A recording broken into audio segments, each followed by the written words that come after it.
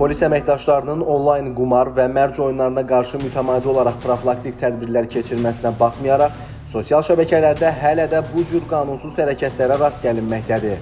Daxili İşlər Nazirliyinin Kibercinayətkarlıqla Mübarizə Baş İdarəsi tərəfindən bu istiqamətdə daha bir neçə əməliyyat texniki tədbir hazırlanaraq həyata keçirilir.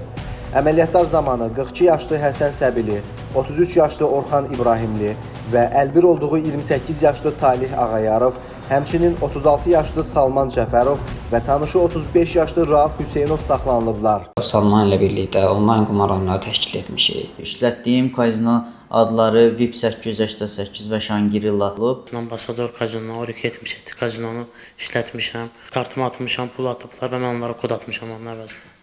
Adları sadalanan şəxslər ölkədən kənarda yaradılan Seven Isles, fastloto.com və chcplay.net internet saytlarında təşkil edilmiş qumar oyunlarının idarəçiləri ilə cinayət əlaqəsinə keçərək əlbir olublar. Daha sonra onlar həmin saytlar üzərindən sosial şəbəkələrdə Ambasador, Kazino 555, VIP 888, Shangri-La və digər səhifələr açaraq yerli vətəndaşları mərc oyunlarına cəlb ediblər. Qasan, mən buradan elə bir baxa bilirəm, oynayanların elə bir ki, registrasiyadan keçənlərin sayı çoxalır da, onların oynayıb oynamadıqlarını mən bilmirəm də qaqa.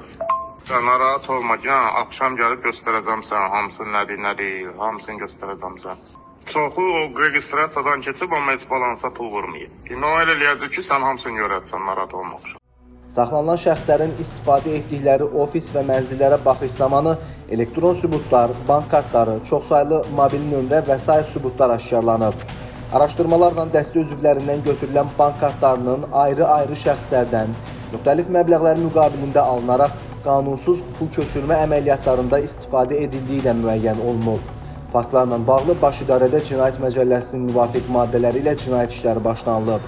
Bir daha vətəndaşları qanunsuz mərc və qumar adı altında sosial şəbəkələrdə təşkil olunan oyunlarda iştirak etməməyə çağırırıq.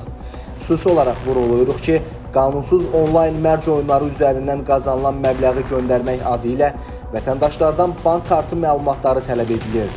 Belə olan təqdirdə isə həmin şəxslər kiberdələduzluq halları ilə üzləşə və bank hesablarında olan pul vəsaitlərini itirə bilərlər.